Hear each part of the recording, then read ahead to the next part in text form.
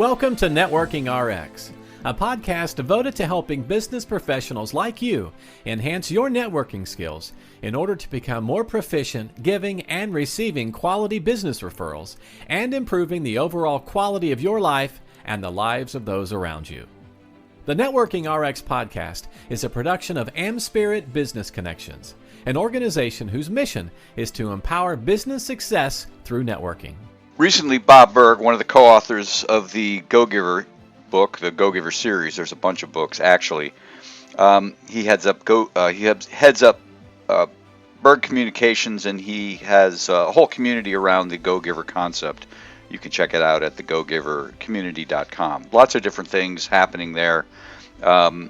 Different programs, all different price levels. It's actually really kind of interesting. There's something for everybody. But at any rate, he has a free email or newsletter that comes out. It's really very good. It's called Daily Impact. I'm sure you can sign up for it at thegogivercommunity.com. But recently he shared one, and they're all of value. I like them all. This one really stuck out to me. But the title of this, or what was in the subject line, was Why and How to Build Your Response Muscles. Now, what he talked about in the article was something that I had been familiar with, and I'll kind of get into how I had become familiar with it. But it was a great reminder. Bob shares in his email, his newsletter, and again, it's short, it's 5-6 paragraphs. Are you in control of your emotions, or are they in control of you? And that's a really good question. That's a really good question, because we're all faced with any number of things. I mean, it would be nice if you could kind of go through the day and it was just there wasn't anything really confronting, any big challenges heading your way. Any real surprises. I mean, pleasant surprises we love. We're ready to take those on, and people react to those in lots and lots of different ways. But the surprising challenges that come at us, and if you're in business, there are surprising challenges. There are invoices that you get that are larger than you thought they would be, or invoices you get that you didn't know were coming. However that happens, and it can certainly happen. It can certainly be situations where if you're in business, somebody's challenging you, or you don't necessarily have to be in business. I mean, you could be just in personal life, be out there and park at a grocery store and somebody challenging you because you took their spot, or you didn't park right, park too close to the line, or too far up, or too far back, or whatever it is. So I think we all run into these sorts of things, and so these are moments where you need to be in control of your emotions. Again, when things are going well, you win the lottery, your team wins. People aren't in control of their emotions, and they get a big fat pass on that. It's kind of funny to watch people when somebody's bowling and they get a strike, or when their team wins when they probably shouldn't have won, or won in overtime, whatever it is. But when you have these pleasant surprises, you get a pass on the control of your emotions. But when there are challenges facing you, you don't really get a pass. And it might be somebody sending you an email and just catching you in the wrong moment. And there's lots of ways, and if you just stop and think for a minute about something that has really caught you off guard, are you in control of your emotions? And if you're not in control of your emotions, then they are certainly in control of you. Now, given those options of either being in control of your emotions or allowing your emotions to control you, what do you choose? I would prefer to be in control of my emotions. I've been on both sides of that. I've not been in control of my emotions, and I find that it's very costly, not always in terms of dollars and cents. It's very costly in terms of pride, ego, having to say I'm sorry, because generally even if you're right, you're wrong, sort of a thing. Even though you have every right to be upset, kind of letting your emotions get the best of you, you're wrong. And so I find it certainly costs pride, ego, time, just kind of having to backtrack and apologize, and just kind of lingering feelings of, lingering bad feelings about the situation. So having your emotions be in control of you can certainly be costly. So you want to be in control of your emotions. Given the choice, you want to be in control of your emotions. That often begs the question, well, how do you do that? What's a good way to kind of keep on top of these things?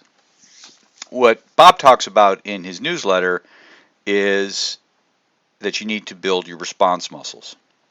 And essentially what response muscles are, as he says here, practice in advance playing out the possible pressure-filled scenarios in your mind so that when these situations occur, and they will occur, you'll be prepared. You've already experienced it internally. So you stop and you think about it. If you're in business, say you're an accountant, somebody's going to challenge a bill. Somebody's going to be upset about what a bill is. They're going to be upset when you sit down with them and tell them that they owe a bunch of money on their taxes when they didn't expect that it would owe a ton of money. And you may not be to blame as the accountant. It might be that they didn't do any pre-planning, didn't have enough withheld. It might not be on you, but you're the messenger they're going to kill, so to speak. And so these situations are going to happen, and just think about who you are in business. You're going to run into these sorts of things. I get blindsided all the time. Misunderstandings, whatever it might be. And so I have to kind of keep track of my emotions, and if I'm not having a good day, I try to stay off the phone, stay away from email, take deep breaths, count to 10, 20 if I have to, before I respond. But sometimes you don't necessarily have that luxury, where somebody just comes up to you at an event or happens to call and gets a hold of you or whatever it is. So this whole notion of building your response muscles so you're ready. So you play through in your mind, back to my accounting example, you play through in your mind what happens when somebody is upset about their bill. How do you handle that? And I understand every client, every situation is probably going to be a little different, but at least you have a baseline that you can operate from. Have some mental scripting as to, that, okay, I need to take a deep breath. You need to talk about, hey, I really value you as a client, and, let's examine this, and what does it all really mean, so on and so forth. So you have the mental scripting, and then you also have the verbal scripting to talk to them about.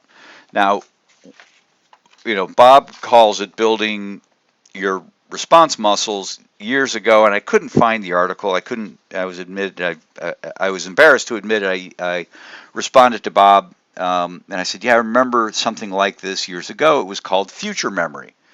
And essentially, more or less, you work through scenarios to create a memory of something yet to happen. Like somebody's going to make fun of me, right? If you're a kid, you're going to school, you got new pants or a new coat or a new haircut.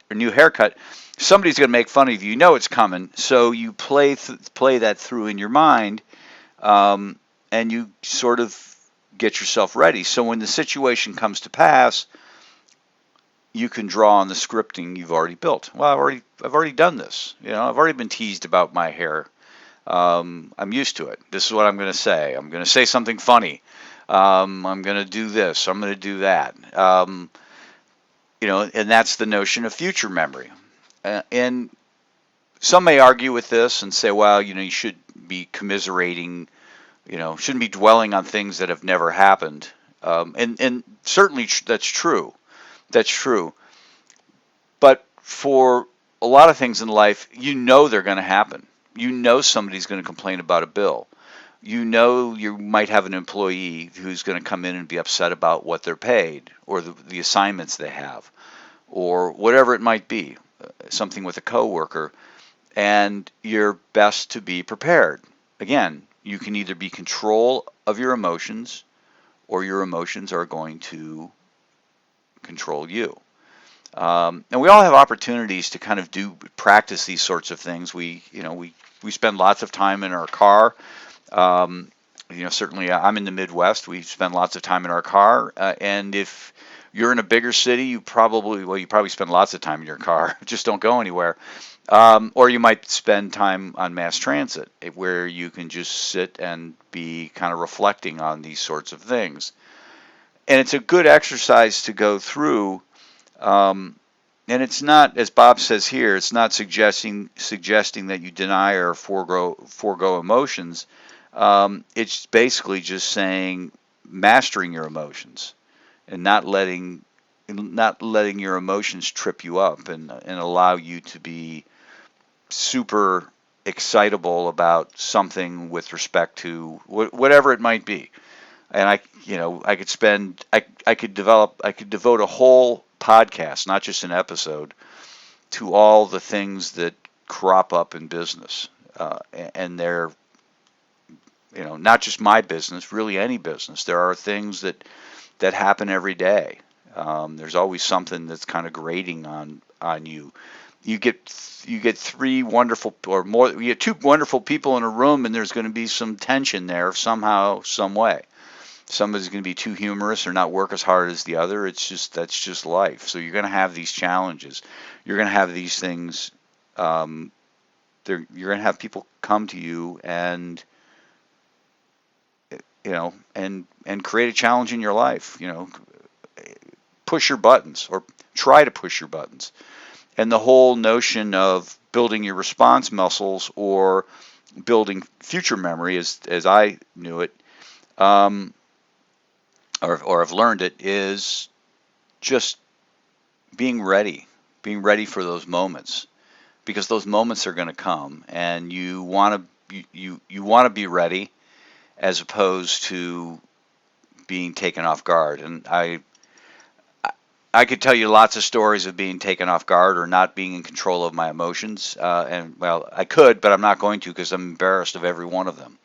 And I share them from time to time, and people get a good chuckle out of them and kind of tease me like, "Oh, wow, you got a short fuse," or, but the reality is we all have these risks.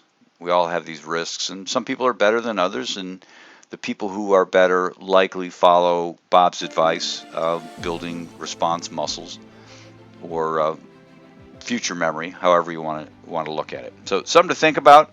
What's that challenge that potentially is looming on the horizon, and how are you going to respond to it in a positive, productive way, keeping a grip on your emotions, not letting your emotions get the best of you, and continuing to build that relationship, continuing to have that relationship, continuing not to create problems that you have to spend time and energy, regret coming back from. Thanks for joining us on the Networking RX podcast. Please put what you've learned into action today and let us know if you have questions, comments, or ideas for future topics. You can email them to us at podcast@amspirit.com. That's AmSpirit.com. Finally, so you never miss an episode, be sure to subscribe to the Networking RX podcast through iTunes, Overcast, or however you receive your podcasts. Now get out and network with someone. The Networking RX podcast is the copyright production of AmSpirit Business Connection. All rights reserved.